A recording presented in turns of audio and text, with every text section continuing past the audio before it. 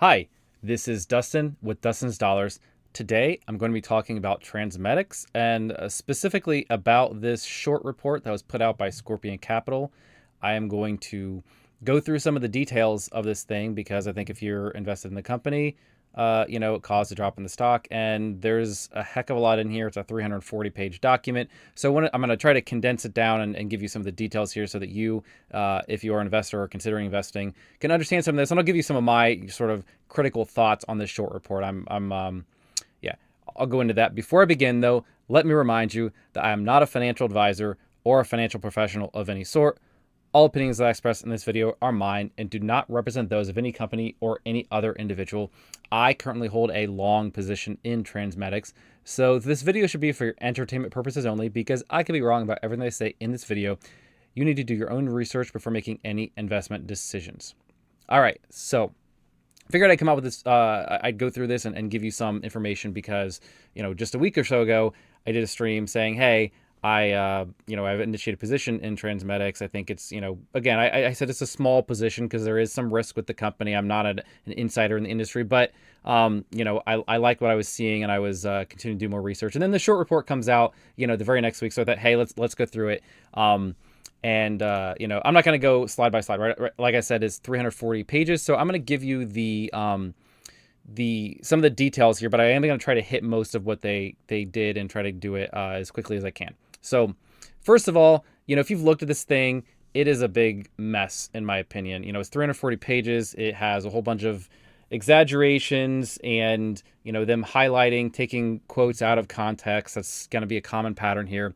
Another thing, these are just sort of my initial thoughts before I get into the details. There's a lot of shifting blame here from the actual transplant centers and the customers of TransMedics to TransMedics themselves, right? They say, see time and time again where they say, hey, maybe these organs weren't good organs that we should actually be transplanting or not. But TransMedics is not making those decisions. It's the customers of TransMedics. And so there's a lot of shifting blame in this report. Another pattern, there's a lot of just complaining about the price of the service and the price of what TransMedics offers, while pretty much ignoring the fact that no one is required to use TransMedics as far as I know. Maybe I'm wrong, but as far as I know, the folks who are using TransMedics are using the service or the devices because they want to use them. And so that, I think, is another, subversive tactic that they really use in this report. So first, I don't know, 30, 40 pages here, if I can get it to go through, are just highlights from the rest of it. They do have a table of contents. You can see there are 15 different parts. I'm going to briefly go through each one of them. And again, this is going to be brief for a lot of these because, there's just so much in this thing.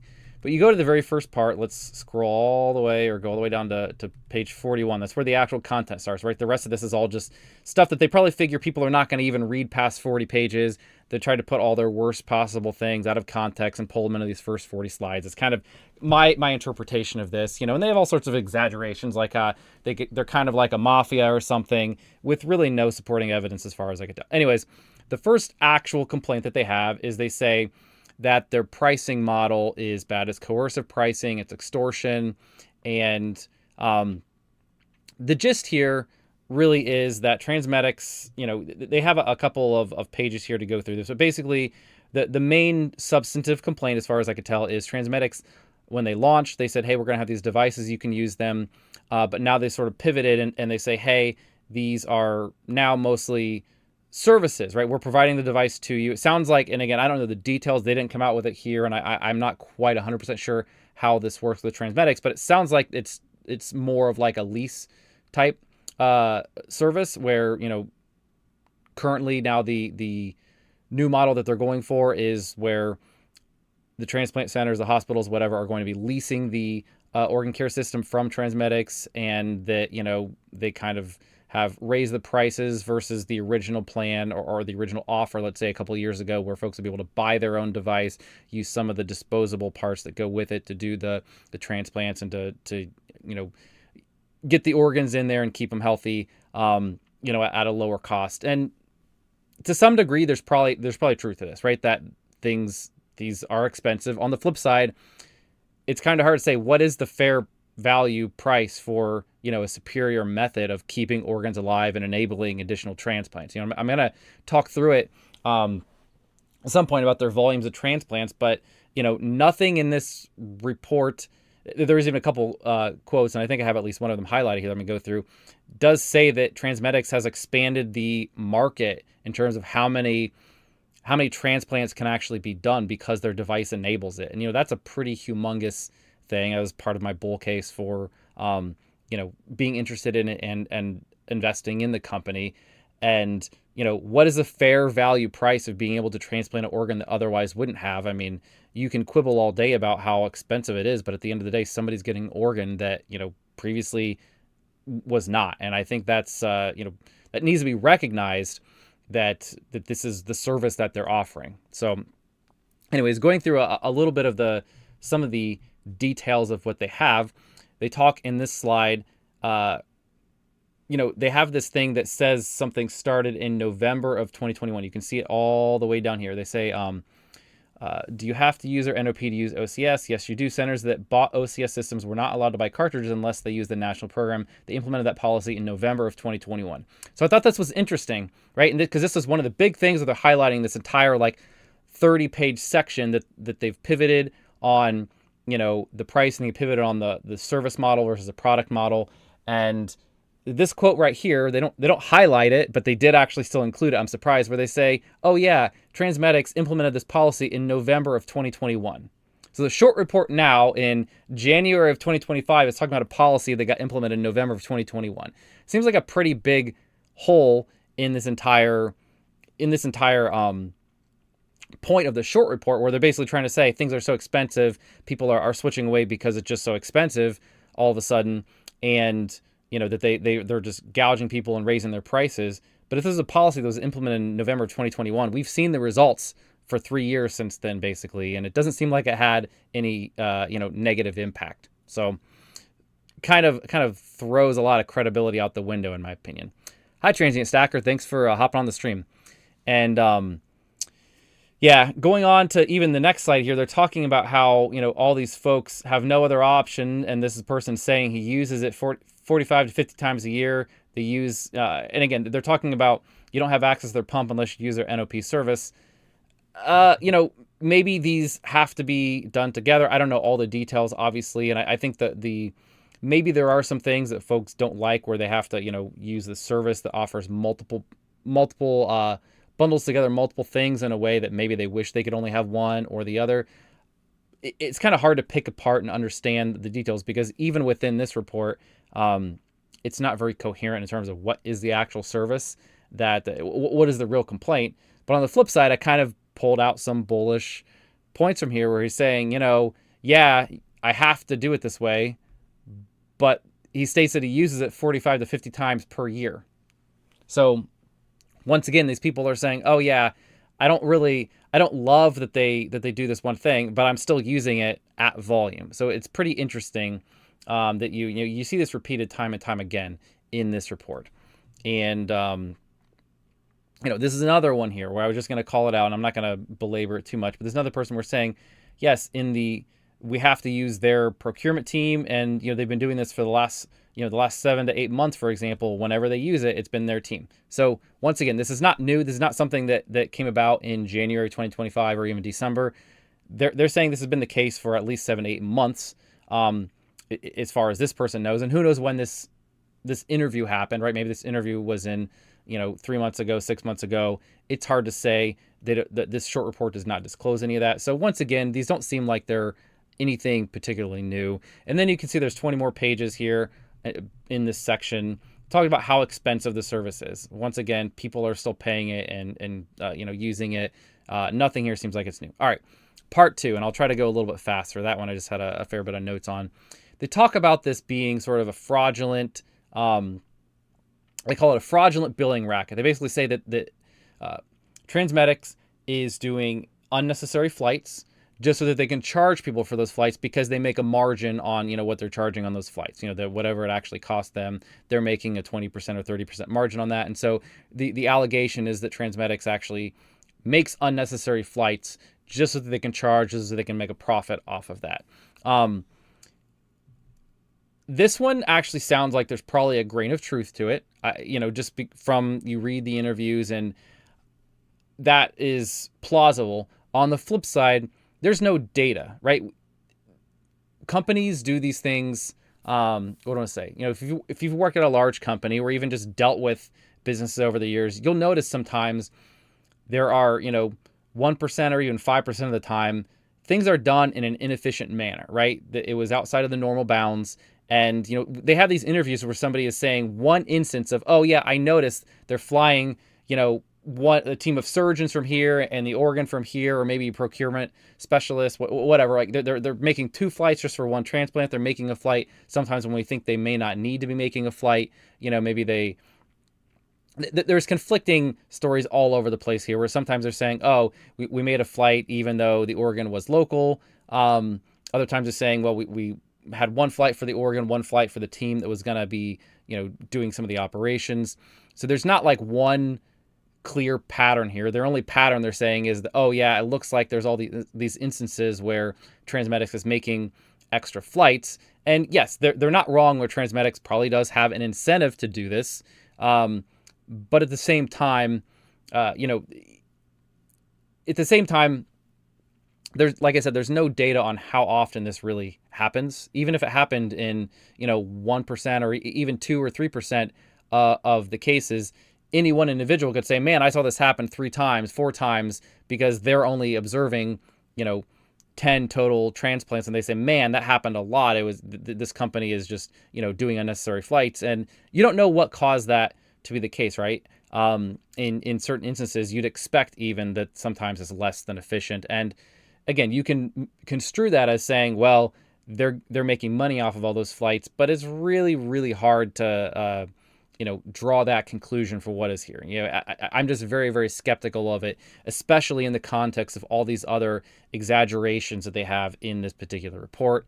There are some things here I did want to call out. Like, this is one where it sounds kind of bad, where they to read their words, they're allegedly manipulating their internal systems to cover up their tracks to make it appear that no local specialists are available. And they say here, without going into details, somebody went in and actually took away within their TransMedics systems, on their sort of roster of who can do which things. They took away the credentials for some people to do things, just in order to basically cause one person to be the one who got assigned to that. And, later on they forgot that they'd done that. And so now it looked like there was nobody available. And, this is all coming from an interview with one OCS specialist who's actually left the company. And again, this is a disgruntled employee. So they make it sound like, oh, it's a former TransMedics OCS specialist. This is a disgruntled employee. If they're giving an interview and saying negative things about their former employer, that's a disgruntled employee. And to me, as somebody who works in software, this just sounds like TransMedics has, a hard to administer piece of software where somebody tried to do something and they said, oh, how do I make the system get this thing assigned to this person? And it turned out, oh, well, what do I have to do? I have to manipulate things just to make that outcome happen. And, here they're trying to paint it as, oh, they were manipulating things to cover up their tracks. But in reality, if you use, what is it, Occam's razor, that the simplest explanation is usually the most likely.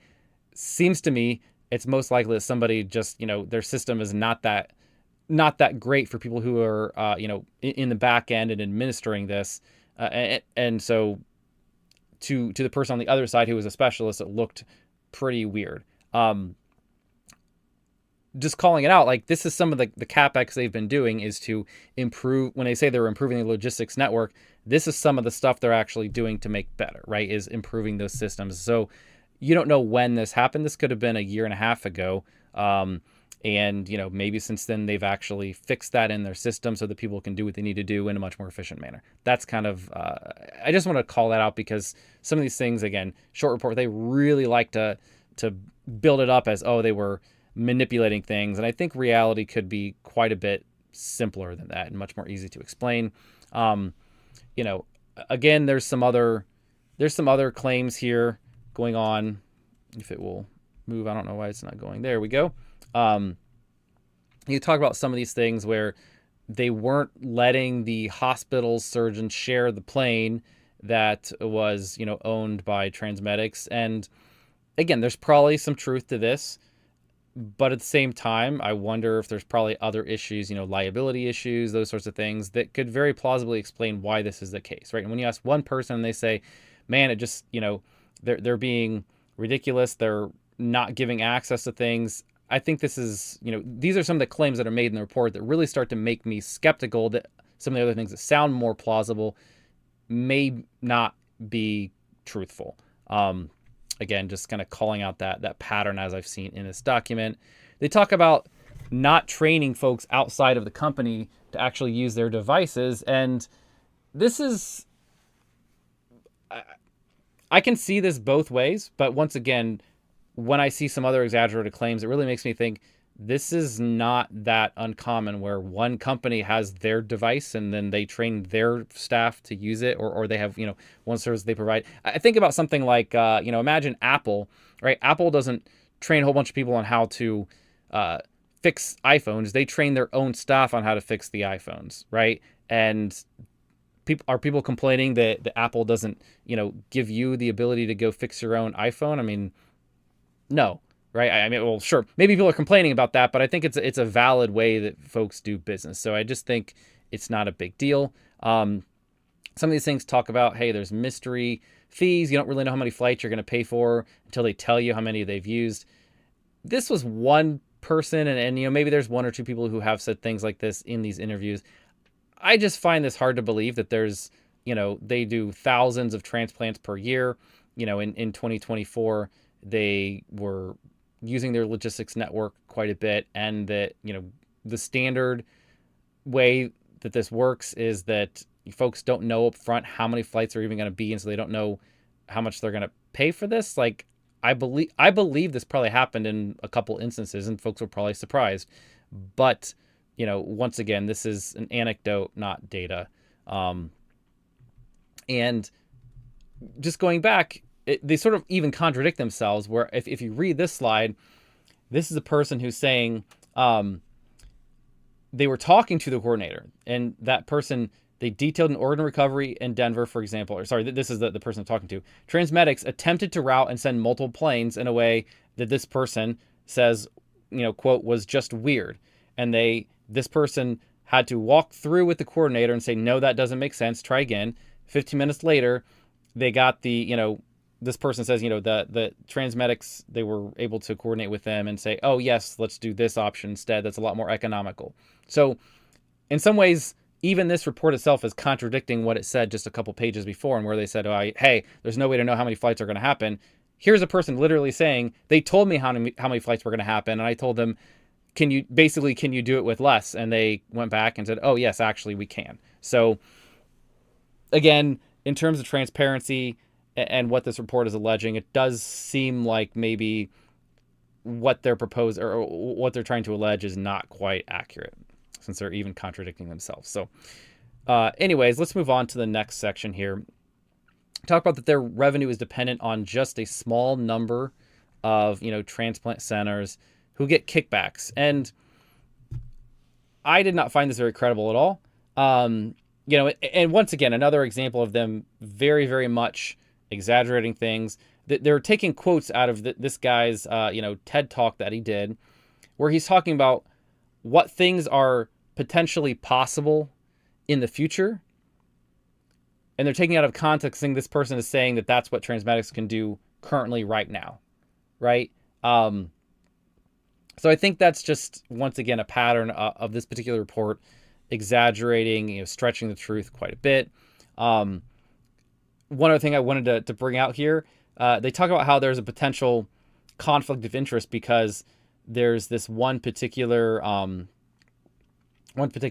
surgeon or director at one of the transplant centers, and you say there are certainly things that look cloudy. The chief of transplant at Methodist is very well known. He owns a lot of stock of TransMedics.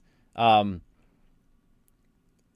me, that sounds pretty bullish, right? Like, if he's using the service, they're not really, they're trying to construe this as this person's getting kickbacks, but really this is somebody, I would, again, I don't know firsthand, But I could paint a totally different picture to say this is the chief of transplant. They use the service, and he said, wow, this is great. I'm buying some of the stock. I don't think that's illegal to do. Um, and, if he doesn't have insider information, he's just literally using the service. That's not insider information. And, that to me, I interpret as a bullish signal, not a negative one. So anyways, and another thing that they talk about here was, this whole thing is predicated on some centers being more willing to take organs that others wouldn't. And I don't know if it's in this section or another one where they basically say, TransMedics gets to, when an organ gets rejected by the first center to where it should go based on the, priority order of the organ donation, whatever. I don't understand the details, but, there's somebody who is, per the rules, is supposed to get, first choice at the organ. And then if they reject it, then there's some process where you don't necessarily have to go down the list anymore because it's a rejected organ, right? And so now it's like, well, does anybody even want it? So they're sort of expediting and trying to find, because this organ's already, needs to be picked up by somebody if it's going to be utilized very, very quickly. And so the allegation, again, I don't know if it's this section or a later one, is that TransMedics is actually trying to place those organs themselves. And I think that's not necessarily great, and that TransMedics has these particular folks who are getting more organs, and that's beneficial for them because they get to do more transplants. But right here, they're talking about, there's these two particular centers that have grown by being willing to take organs that others wouldn't. And, to me, this is exactly what, the flip side here is these are transplants that otherwise might not happen, right? And you look at the volumes that TransMedics says, and they say, hey, we are literally enabling, these other centers that are maybe further away, regardless of where the donor came from in the United States. Maybe this center is, I think one of these was in Arizona or something. I don't remember. Yeah, Mayo, Arizona. If the organ was coming from, New York, like, this is what TransMedics is enabling now. This is why when you look at those charts, and I guess I can go to it now is as good a time as any. When you look at these charts and they say, hey, the growth in the overall market, which is what these total the stack bars are, going from, 13,683 in 2020 to 17,900, as the estimate for 2024. When you see most of that growth being the gray bars here, which is, the TransMedics enabled transplants rather than, all the rest of them, they're growing the number of organs that can be transplanted, right? And this is, to me, this reads like a good thing, not a bad thing, that there are centers who are more willing to take some of these organs that are not necessarily perfect, right? Because, there may be a lot of reasons why one center might reject it. They might reject any organ that has, that doesn't have the absolute best risk profile, because maybe for them, they want to keep up their numbers of having, 99% success rates on their transplants, whereas someone else is saying, you know what, maybe we're good with a 95% chance of success, because overall we're saving a lot of lives by taking that additional risk that those other folks aren't willing to. And again, I don't know that this is the case, but it certainly makes sense to me that that's what could be enabling more of these transplants. So that's a net positive for, people who are receiving organs. There's nothing nefarious going on at all. And so this whole section didn't really make sense. And that's, kind of my, let's say, at least alternative interpretation. All right, part 4, that there might be some investigations going on. Basically, as far as I can tell here, they have a couple things where they say, hey, somebody might investigate because the cost is so high. Point blank, that's basically what they said. There was some additional thing here about some particular payments that TransMedics was doing to surgeons and executives that wasn't reported in open payments. There might be a bit of truth to this, right? I don't know enough into any of these. They're making a very, very direct statement here that folks did get money and it wasn't reported here. So again, this is one of those grains of truth in here, or one of those things that sounds like there could be a grain of truth. Again, I don't know. I really don't. But I just wanted to call that out to be fair to both sides here, right? Like maybe there is some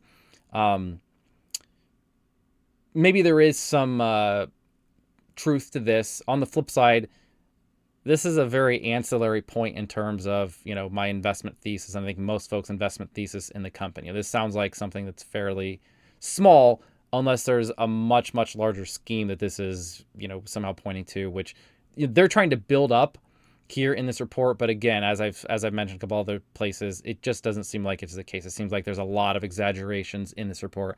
I'm very skeptical that this is, meaningful at all. The other thing that they did here in this report is they basically try to say, hey, there's these other organ transplant logistics organizations that are or have been under investigations. And they basically lump TransMedics in and they say these other organizations were under investigation. Therefore, the whole industry, including TransMedics, must also be corrupt. Again, this is unsubstantiated, right? Their report here, if you read the actual words that are written, even says these other organizations, not TransMedics, have been under investigation. TransMedics has not. And they're saying, oh, well, we think TransMedics might be investigated in the future.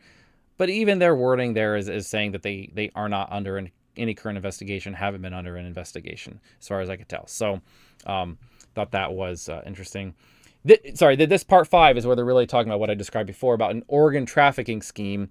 And, I sort of gave you my, potential alternative interpretation where basically there's, just to summarize what I said, the first center that is, gets a chance at the organ declines it because it doesn't meet one of their standards. And then TransMedics,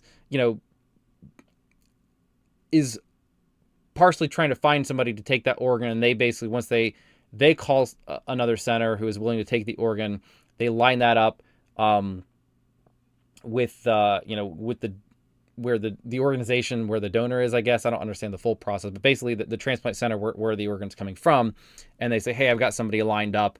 And there's a lot of questions here about, is it okay for TransMedics to be doing that or not? There's also questions about when does the organ get put in the TransMedics unit, right? Meaning at that point, somebody has to pay TransMedics because their unit is being used. There's even some other statements here where basically TransMedics, I think I wrote down this on slide or page 135, where they're basically saying TransMedics was letting some of these places keep some of their devices around. They're piloting it, they said. These folks can put the organ in there even after they've rejected it, and then TransMedics will take responsibility of it, so that there's no financial risk to the organization that actually put the organ in there. And TransMedics is going to try to find somebody to take the organ, and because it's sort of a win-win situation, right? Where the organization who rejected the organ gets to put it in there, and then they don't have any financial responsibility anymore. TransMedics has a responsibility, and then they go out and try to find another transplant center that will take the organ. And they're trying to describe this as I mentioned, some sort of an organ trafficking scheme. But really, this to me, I'm going back and I'm pointing back to this chart once again. This seems like they're getting more transplants to happen. Point blank, more people are getting organs. And again, maybe the risk is slightly higher for these, but I have to imagine that the medical professionals who are making those decisions are making informed decisions, taking reasonable risks. And, again, just more people are getting organs. That's a good thing, not a bad thing. So that's kind of my interpretation. And they even said something to this effect on here on page 136, if I can find the particular quote. Where is it at? Let me try to find this. It's really increasing the use of DCD organs for liver. Maybe I had the wrong page. Sorry. I think I might have the wrong page, unless I can.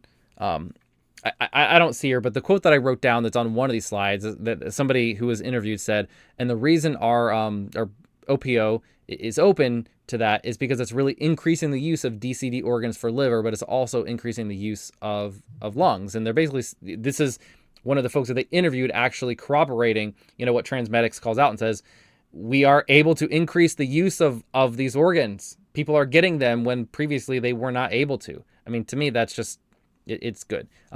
And once again, I want to call out a lot of the section is, they're basically saying, hey, these organs were rejected, but TransMedics is still giving them to folks, pushing folks to use them. They don't have to, right? This is once again a redirection of blame from the transplant centers themselves to TransMedics, just in this short report, right? TransMedics isn't making the decisions. They're trying to facilitate the service and the transaction, but it's not their call to make. So, redirecting blame from the transplant centers to TransMedics is really a surreptitious or deceptive argument for them to be making here. And if you don't pay attention, to what they're actually saying, it's really easy to fall in that trap. There's a whole section here talking about the usage being off-label. And basically they're saying that sometimes they're even using TransMedics units, even for local donations, local, organ transplants, where the donor and the recipient are going to be very, very close. And they're basically saying, instead, what this is being used for is so that the organ can stay viable for a longer period of time rather than just putting on ice, so that, if the organ becomes available at 2 a.m. in the middle of the night, a surgeon doesn't have to wake up, get out of bed, come in and do an operation when they just got out of bed. And instead they can do it, during their normal shift. And sort of, once again, I would highlight, this is not a TransMedics issue. This is a transplant center issue, right? TransMedics isn't saying, hey, you guys need to do this.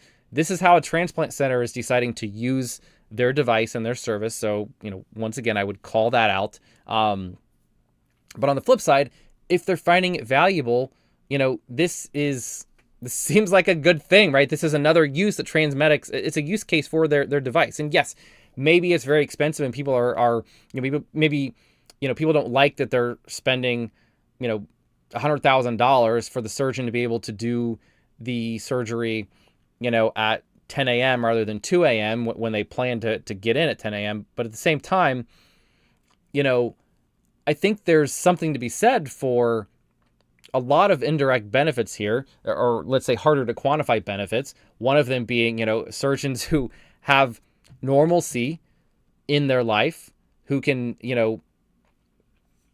be more focused, right? Because they're not getting up in the middle of the night to do these things.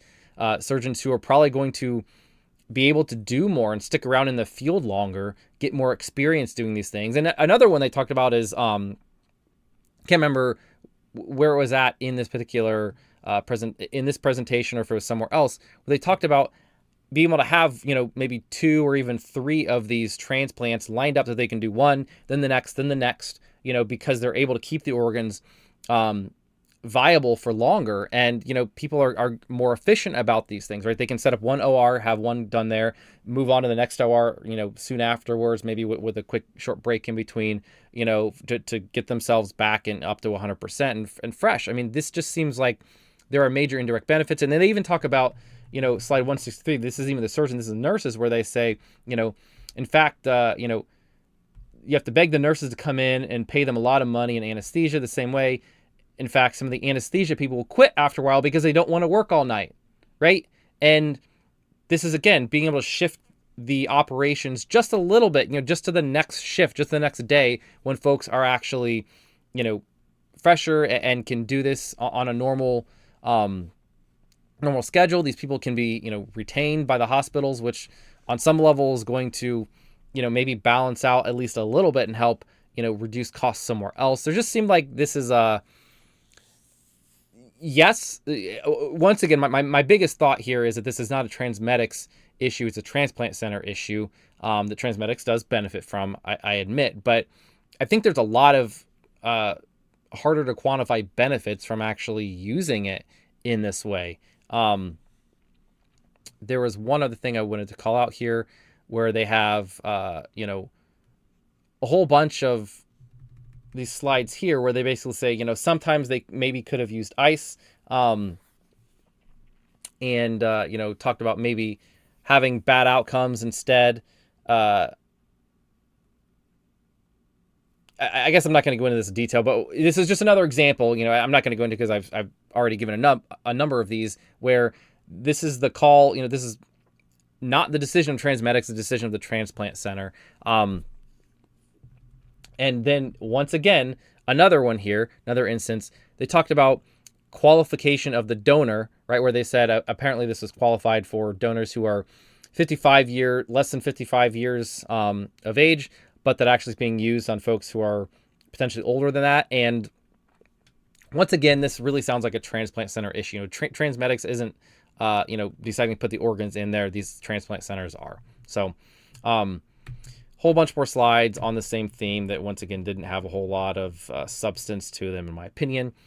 Moving on to part 7, and this one's going to be really, really brief because I didn't find a whole lot of substance here at all. They basically say, they had some interview where they said, there was at least one specific person that TransMedics hires that was a surgeon, that some other person who had previously known them in their work said that they were an awful surgeon. And they also talked about how, the folks who are doing these, they're basically the surgeons who couldn't cut it anywhere else. There's another bit here. I want to say if this is the section where they talk about how, they say, some of the TransMedics people, their surgeons aren't licensed in the U.S. They're importing them from all these other countries, which again, I'm guessing they're not actually doing surgeries. Otherwise, that would be a major detail. I think they're in roles that do not require actually practicing medicine. But the interesting thing that I got here was, and this is from their direct interview here, where, their question was, did you know that a lot of their surgeons are not licensed in the U.S.? And the response from a transplant surgeon and surgical director at a high volume transplant center was, oh, really? I didn't know that.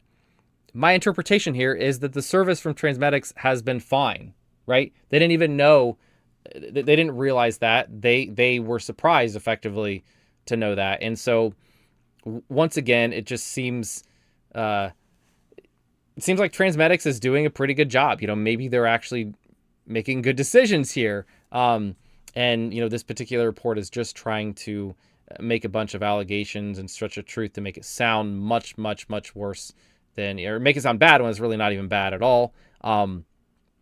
There was some pages here that talks about some specific credentialing scheme potential. I didn't understand this, so I will call this one out and say this is something that maybe has a grain of truth to it. I really don't know. I don't understand what they were even really alleging here. It seems like a weird thing where they're saying maybe TransMedics was able to grant ACIN numbers. This didn't really make sense to me. It doesn't seem like a thing that they would even possibly have access to, so I didn't understand exactly what they're here. Maybe somebody in the medical profession, it would make sense to them. But to me, doesn't make any sense and sounds implausible. Moving on to Section 8. Section 8 here talks about, and I already kind of touched on this a number of times, where their services, they're trying to get organs that someone has already rejected to be utilized by someone else. And, there's this thing here where they're basically saying, there is a procurement surgeon for TransMedics that wants to give their opinion to the recipient center that the organ isn't good, but TransMedics basically told them, that's not your job. It's the job of the recipient center to decide if the organ is good or not. Seems as simple as that to me, right? If I'm paying you to procure the organs, and that is a service that you're providing, that's what that employee is supposed to be doing, and it's the job of the recipient center to decide, is this organ good or not, especially when clearly there's some data, right, that folks have used to decide whether it's good or not, since it was already rejected from the first center. They made that decision based off of something. And this is where TransMedics allegedly is telling their employees to not tell the recipient center that they think that the organ is bad. I don't know what the actual, requirements are, policies in terms of what folks in these, medical professionals must do. But it doesn't seem so ridiculous to me that TransMedics would say, hey, it's not your job to decide if the organ is actually viable or not. It's the recipient center's job, right? Because they're the ones who are accepting the risk. They're the ones who do get to decide, is it worth taking the risk to be able to do one more transplant, to actually have an organ here or not? And they also know the situation of the recipient, right? This particular person who works for TransMedics does not know. Maybe this recipient basically is out of options. And so even if it's a high risk transplant, maybe the recipient center is going to say, let's go forward because this person, has, 2 weeks to live anyways. And so worst case scenario, like it's unlikely they get another organ, because maybe they're this far down the list. So let's go ahead and take it. We're willing to take the risk. Once again, this didn't seem like, sounds like they're really trying to exaggerate what was actually going on, or maybe misrepresent it to some degree. Moving on to the next section here. OCS specialists, they really say they're inexperienced and receive only a week of training. This whole section, once again, sounded like they were misrepresenting it. It sounds to me like these are folks, yes, they only get 1 week of training before they actually start doing their job. Then they do a little shadowing, they said. But these folks are not medical professionals, or they're not doing, as far as I understand, medical procedures. They're operating the TransMedics device, right? They're technicians. It's not ridiculous to me that they only receive a certain amount of training. It also sounds like, this is something that may or may not have been true in the past. You don't know when these interviews were done. You don't know how old the information is that these folks have that are telling you this. And once again, I think there is a pattern that I saw. They're talking in some of these, again, from a disgruntled employee is what I call it. They call it a former TransMedics OCS specialist. I would call it a disgruntled employee because they're no longer employed there. And we don't know how long ago it was that they were employed there. We don't know if some of these policies and procedures, training processes have changed. So once again, it's just, there's a lot of reasonable doubt, very, very reasonable doubt in what is included in this report. Moving right along, there's this whole section talking about basically that the CEO is a jerk, that they have antagonistic business practices, and they have one page here that's saying there's no transparency in the costs. To me, this sounds like, I don't know. And so maybe I'm sure there's a grain of truth. There's some truth in this where it happened at least once. But I also think on the flip side, folks who are, bringing up their logistics network and just getting this off the ground and running, probably start off and their invoicing system is not very good. It just is a fact of life. When you're starting out, these systems are immature. They do the minimum possible that is necessary. And so if at some point they just send an invoice that said, you owe us $20,000, doesn't say anything about what kind of aircraft it was, how long it was in the air, all that stuff. It was just a number. You don't know when this happened. You don't know what the current state of things is in terms of this invoicing. Very well could be when they first started this service, they weren't able to provide all of that, very easily. And so they didn't. And as time goes on, I'm sure they'll build more systems and have this in place, and they can provide all the data in the world, at some point, all the transparency. I think it's a big jump from, we got an invoice that only had the cost on it, to they must be making stuff up, again, and calling it an extortionate invoice. Once again, stretching the truth quite a bit. I had to laugh a little bit once it goes on. Well, sorry, this one's not the laughing matter. I'll go to the one that I laughed about a little bit in a second. This one where they're saying there's a center who's trying to use their service, and they were late on payments. Basically, they said there was a credit hold, which again I interpret as this place has not actually paid TransMedics for what they've done in the past, and so at some point TransMedics said, hey, we're not going to go out and provide you service anymore because you haven't actually paid us when you were supposed to.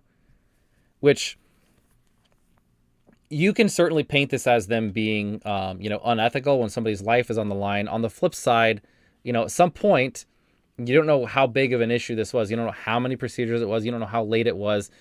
It's not so unreasonable, depending on exactly what the answers to those questions are, that TransMedics at some point would say, hold up, we're not doing any more for you. You already owe us a ton of money. We are, losing money by continuing to do things for you, and you haven't paid us, right? That's and they even admit it. They admit right here that there is a credit hold, implying that they haven't actually paid TransMedics for services already rendered in the past. And so, again, there's two sides to every story. This one sounds bad, but again, it's one. I think there was only one person who said, this sort of form of issue with TransMedics, and we don't know what the other side is. This person is even acknowledging that they had an issue, or that they were the cause of part of the issue, that there was a credit hold. They're not disputing that here.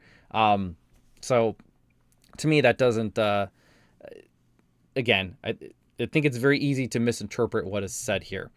This is the one I had to laugh at, where they're trying to, they're using words like saying this person reminds him of a protection racket in a mafia movie. They call this guy Waleed's enforcer. Then you wouldn't be surprised to find out he's kneecapping people. Then you go down and you read, here's the question. What is he doing or saying? He's a very intense guy. He's just going to tell you, take it or leave it. This is how it's going to be. You'll pay our fees. The guy is just negotiating and is just saying, take it or leave it. This is how much it costs. We're not negotiating on price. That seems like a major far cry from, a protection racket. People do not have to use TransMedics. They're choosing to. The fact that TransMedics is not going to compromise on price for a service that they believe is, saving people's lives and is actually allowing these centers to do more organ transplants than they previously would have been able to, or to do them at, if you believe the, people are only using it to shift in time, like to be able to do them at 10 a.m. rather than 2 a.m. and have people who are on call have to do them when they're, half awake. Like, TransMedics knows what their service is and how it's worth, or what it's worth. And, clearly we've seen the growth, right? The pricing has not, at least from the results we've seen so far, hasn't had a negative impact on their business. So I'm just a little, this is a sort of massive exaggeration that makes me skeptical. If I can speak, skeptical about so many of the other claims in this short report. So anyways, there's more folks about, TransMedics, badgering folks about what, to do what they want, but none of these are so substantive that they say, oh, the transplant centers weren't the ones making decisions. This is all TransMedics talking to them, trying to negotiate with them, trying to convince them, right? That's how business works, right? This is effectively, sales. And whether you like it or not, they're selling a service that is a medical service. And so, there's an intertwining between medical decisions and sales. And ultimately, this is why TransMedics has their role of trying to sell their service, but the transplant center is the one who makes the decisions. Once again, pattern I've mentioned multiple times that this report just conflates really horribly is, TransMedics is not making these decisions. And so the blame does not lie with TransMedics. TransMedics is doing their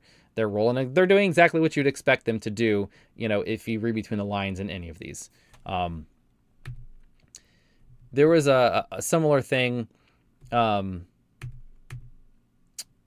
I guess it's not similar, but there's another piece here where they are talking about, it'd be great if they publish data on these devices. And, I don't disagree, although to some degree, I'm a little surprised that this data doesn't exist anywhere. If there are reporting requirements, I'm sure TransMedics is complying with them. So to some degree, it's not TransMedics' job to say, hey, let's publish all of this data for everybody to see exactly how things are working. If it's mandated, I'm sure they'll report it. Anyways, just want to call that out because it's not really a short point, even though it's, maybe they're painting it as TransMedics is trying to conceal something, or they're not releasing the data, but really, lots of companies don't release all the data you might want them to. So it's a matter of I think they're complying with everything they're required to. Anyways, moving on to what is really buried in this report, even though if this was true, I think this should be point number one, and it would be the only point you need in your entire short report, is that there's an accelerating customer loss, right? That there's large customers who are basically were previously using TransMedics a whole bunch and now are dropping their usage to near zero in the very near future. So I want to take a pause just for one moment and say, if this was true, I feel like it has to be, like I said, number one, and probably the only point that you need in the entire short report. And, this is something also that I think it just is really, really, I'm not going to say implausible, because it's possible that folks, multiple folks are all getting fed up with the company at exactly the same time. There's some competition that disrupts them, and that happens very, very quickly. But I'm just skeptical that that would happen, even if that's what folks all want to do. This is all going to happen. The one thing, as I read through here in the details, they had these interviews with folks. There are a number of folks allegedly who said, we've been using TransMedics, but we're getting off of them. We know lots of other people who are getting off of them, and we're trying to, we're avoiding doing business with them.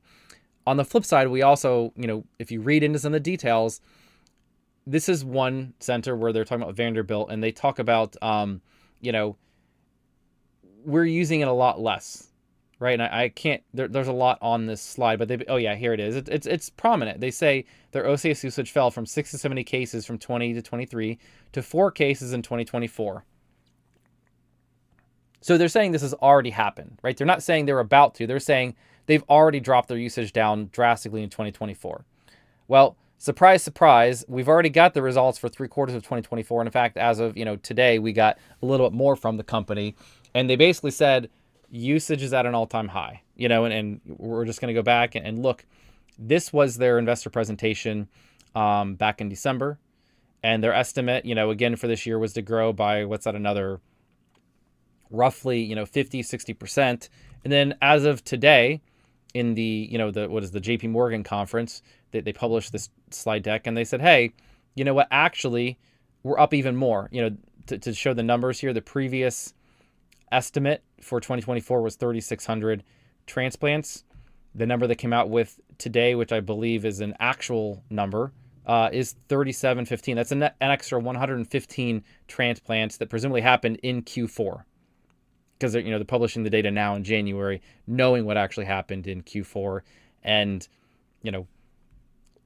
going back to this, they're saying Vanderbilt has been dropped. They dropped, and so in 2024 their usage was much lower, but we don't see it. So maybe one center reduced, other centers are obviously utilizing it more. So you have this with any business, any company. Some people are going to decide that they want to use the service less, or they want to use competitors, that they want to do something else. Fine. It's not reflected in the numbers. So the fact that they're trying to it seems like they're trying to make a mountain out of a molehill, trying to totally misrepresent that this is going to happen in the future when it happened in the past. So I kind of just, once again, I'm just very skeptical of these claims. Going forward a little bit, there's another one here. They're talking about UCFS indicates they expect to eliminate their TransMedics usage in early 2025. We'll see, right? I think there might be some truth to some of these things, right? Where you do see some competition coming in. We'll see if that competition is as good. But one of the things that I want to call out is they are talking about, in a lot of these things, they're basically talking about competition. That OrganOx, I think, is the one other company that I'm aware of that does the normothermic perfusion, the same thing that or a similar technology, right, to what TransMedics does. Most of these other ones are talking about, these folks are dropping TransMedics. They're using these competitions. Are not the normothermic. They're the cold ones. Like, I can't remember they're hypothermic, right? That's the term rather than the normothermic. And hypothermic means it's basically ice, right? And so I just don't think, from what I understand right now, that the ice or any of the hypothermic is as good in terms of preserving the organ as a normothermic is. And so that's like the whole business case of TransMedics, and I guess also the OrganOx. I'm not going to say that they don't have something that's good. I actually don't know enough of the details here, but I'd be really surprised if if they eat the entire market. I have looked at it, and they've been around for a bit, and their volume is still significantly lower than TransMedics. So I'd be real surprised if all of a sudden they just folks are all dropping TransMedics to use this other company. In which case, I would really expect the other company is just going to jack their prices right up, and all of a sudden, you've got competition, right? There's another one here, which is similar to the Vanderbilt thing, where they say University of Washington dropped 90% in the past year. Well, once again, we don't see that in TransMedics numbers, and it's just hard to really believe that this is going to happen. There's just going to all of a sudden usage is going to drop off a cliff, especially when you see this report here where people are saying, "Oh yeah, we did drop our usage," but overall the usage of TransMedics is going up. So I just don't think that this just wasn't very credible, right? Like, their claim is plausible. It's possible that the usage is going to drop. Just what they even presented didn't really make a lot of sense. They just have these interviews where people are saying stuff that to some degree is even contradicted by what they say after it or before it. So it's just all over the place here. It's hard to draw a conclusion, which to some degree I think is the best that they could probably come up with in this short report. And so maybe they got folks worried. They said, hey, there is risk here. And so the stock was stock dropped because people didn't really want to take the additional risk they didn't think, was there before, even though to me, it seems like this is a risk you always have, right? With any company, there's always the risk of competition. Another one here that I think was even almost a bullish statement. Here's a person who's saying, if you read the non-highlighted, if you read the details, this is a quote.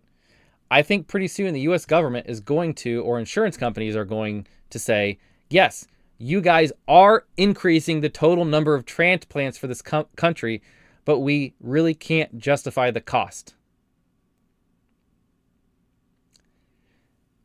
Once again, this is coming back to somebody's even corroborating the TransMedics statement that they are increasing the number of organs that get transplanted, right? And how do you set the cost on that, right? Of course, these are going to cost more because literally they're not the easy cases. They're the more complicated cases. They're the cases where you do have to keep the organ alive for 8 hours, whatever. I don't know how long. I can't tell you the exact details here, but they're utilizing TransMedics because it provides value. What price do you put on that, on someone getting an organ and being able to live? Like, this is almost a ridiculous thing. Sure, you can't charge $1 trillion for this, but obviously there's enough people who have paid it. And TransMedics is not a $1 trillion company. They're not even a $100 billion company, right? This is almost a ridiculous thing to say. This fairly low volume service, right? In the scheme of things, right? Doing a couple thousand per year. It's not like you're selling iPhones, where you can start to say, man, you're selling 1 million of these, 2 million, 10 million of these, whatever, where, you really are overcharging for this stuff. Like, this is a low volume service. They can't just grow the market however they want. They're beholden to how many organs there are, how many transplants can happen. I think it's a little bit ridiculous and very, very premature for just one random person. It's not a random person, but for one chief of transplant surgery for this to really hold weight when you consider how kind of amazing it is that this company is able to enable the transplant of organs that otherwise wouldn't happen.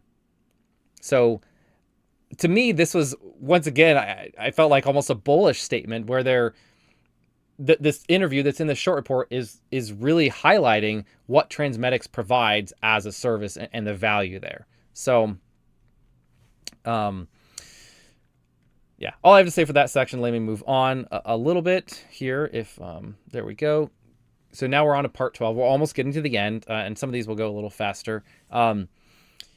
This is sort of a follow-on to one of the prior sections where they say basically it's a follow-on, but it's in a much stronger statement. In the prior sections, they said, hey, people are primarily, or in some cases, deciding to use the TransMedics unit because it allows them to perform the surgeries at a time that's more convenient for them, as opposed to right on demand exactly when the organ becomes available.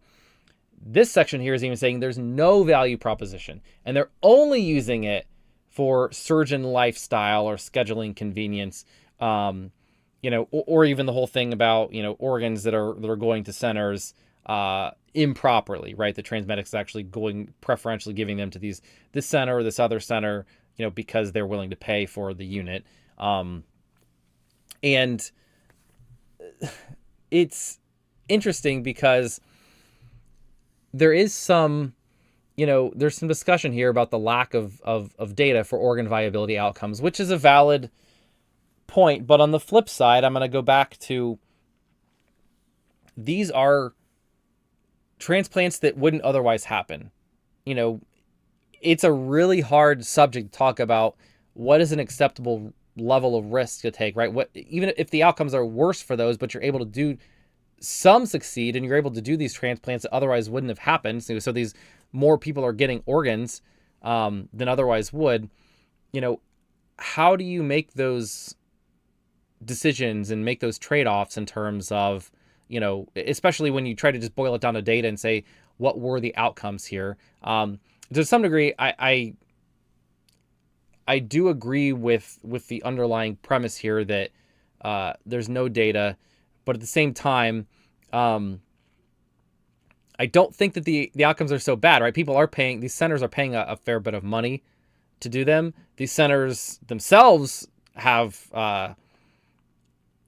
they are judged on the outcomes of their transplants, right? I think those statistics, as far as I understand, are usually published. I mean, I know in my personal life, there's been one or two operations that family members have had where, I could look up and see that there were statistics about those organizations that were performing the operations and, what their outcomes were. So it's not like there's no data anywhere. There is, there are incentives in place for these centers to not just, do transplants at, regardless of what the outcome is going to be. The other one here that they really tried to exaggerate, in my opinion, was, this is a person who said, I personally have not seen a pair of lungs rigged. This is right up here. I personally have not seen a pair of lungs rigged on a TransMedics device in over a year. So they're basically saying that there's no benefit. This is never used. I think there are numbers, right? It is being used. So it's just a little bit ridiculous to see some of these statements that they have here. I also think, there's a bunch of slides in this section talking about how there's no clinical benefit. To me, that seems very suspect, given that they did trials.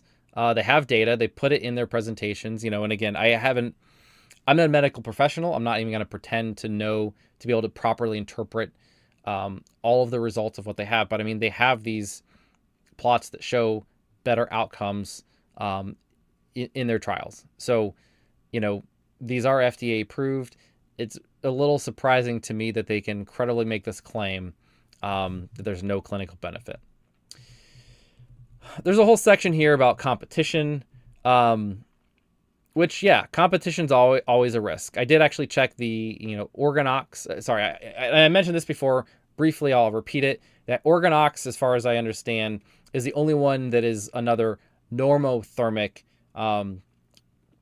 process, another normothermic device. All the other ones are hypothermic, meaning you're putting them on ice of some sort, or cooling them down to, basically very close to single digits Celsius, single degrees Celsius. And, I just don't think the hypothermics, from what I understand, are as good. Not a medical professional, could be wrong, but there's a reason why they're doing the normothermic unit and why this is such a big deal and why they're able to do more transplants. Organox is a normothermic unit, a normothermic device.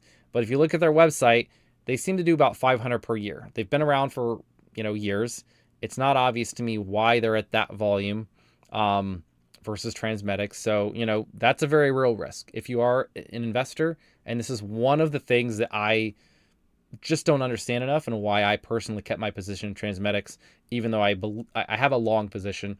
I kept it small because of some of these risks where I don't feel qualified to really dig into at all. I have tried, but I just don't understand the market enough. And so I just manage that risk by my position sizing in this company. But, competition is always a risk. And clearly TransMedics has a good product. I think they have some patents. And so it's hard to say exactly, how valuable this all is and how much competition is going to disrupt them or not. But there's nothing new in this short report that I think any reasonable investor wouldn't have already kind of known that, yes, there is competition. It's a risk. It's a risk with every business. Moving on to part 14, almost to the end here. They talked about disruption by NRP. one of the things that they don't mention here that I believe is the case, once again, I'm not a medical professional, but as far as I understand, NRP, which is the, I don't remember what it stands for anymore. I guess I probably do have it listed, listed somewhere. NRP is normothermic regional perfusion. But the whole point is basically this is where they kind of keep the organs alive within the donor's body rather than putting them in a device. One of the things they don't talk about here is, if I understand correctly, you then have to do your donation. You have to do the transplant right there where the body is. So you can't, take the liver one place and take the kidneys another place and take the lungs another place. That's not going to work, right? So your donations or your transplants have to be local. That's a pretty big difference. And especially when we're talking about going back to some of the actual use case, the market for TransMedics here are some of these transplants that might be higher risk organs where not every center is going to accept them, right? There are centers who are willing to take those risks, who have been able to make those work, and TransMedics enables those transplants. Don't know how many times I have to repeat that, but this entire short report is ignoring that fact. And they're saying, hey, NRP is probably going to just totally wipe out TransMedics business, but it's not enabling the same things. So I just, once again, they're not really painting a full picture here. It doesn't, I don't think it holds any water. Just my interpretation. You're free to have your own thoughts there. And now we come to the final section here. They say that not only, it's like it gets further and further down the spectrum where they say, you know what? First of all, they said, oh, well, people aren't really using it so they can do these, they can shift when they have to do the transplants so that they can do it at a time that's more convenient to them. Then they said, well, that's not just their one of the reasons. That's their only reason they're doing it. And there's actually no clinical benefit to using their devices. That it's not actually even better than ice, which I find, not just kind of a ridiculous statement. And now in the very, very last part 15, they go one step further and they say, you know what? Actually, it's not that there's no clinical benefit. It's actually causing harm. And so the whole section here talking about how, they're causing some livers to go bad due to the device. And this is one of those things where without data, it's really hard to say. And this is where, I've mentioned a couple times where you have one person's anecdote that, hey, this thing got messed up. And then they now say, you know what, you can take that one data point and say, man, there was an issue one time that, now you go on and you say, actually, it's causing harm, right? It just makes no sense to me. If there's even a shred of truth to this, that the devices are actually making things worse, people are paying a lot of money to use these. So if the devices were making things worse, rather than just merely the same as other processes, other methods, I should say, of the organ transplant, it seems incredibly unlikely that usage would continue to increase. One of the other thoughts I had here when they were talking about these things, there's probably a shred of truth to some of this. And, partially that sometimes the devices do cause issues. Sometimes the organs do show more issues for these than what you'd expect other places with maybe other transplants, because a lot of times you were dealing with more complicated cases. You're dealing with transplants that otherwise wouldn't have happened were it not for the TransMedics unit. So I think there's just a lot of very, very reasonable doubt that almost every single point in this report brings up. It just doesn't really hold water. And so that was the last section. I know that was a ton to go through. This actually took, can't believe it took over an hour, but this gives you all the details here and kind of like my thoughts on why I really just don't think there's a whole lot of issue with this particular report. Nothing in this was such a smoking gun. Like I said, the biggest thing to me that could be a risk if it was, it's sort of a mix of something that sounded plausible and also would have a pretty significant impact is if there really are some of these transplant centers that are winding down their usage of TransMedics devices, of their services. It just seems a little surprising to me. I'd be very surprised if this is something that, plays out as they put in this report where, things have been going well for this company, but in Q1, it's just going to drop off close to zero. So overall, hopefully that, gave you insights into, exactly what's in this short report and gave you some of how I'm thinking about it and why I don't think this is really a very big deal. So anyways, I don't see anything on the stream. No questions, no comments. So I am going to hop off. I appreciate each and every one of you who watch this video. Thank you very much and have a good one.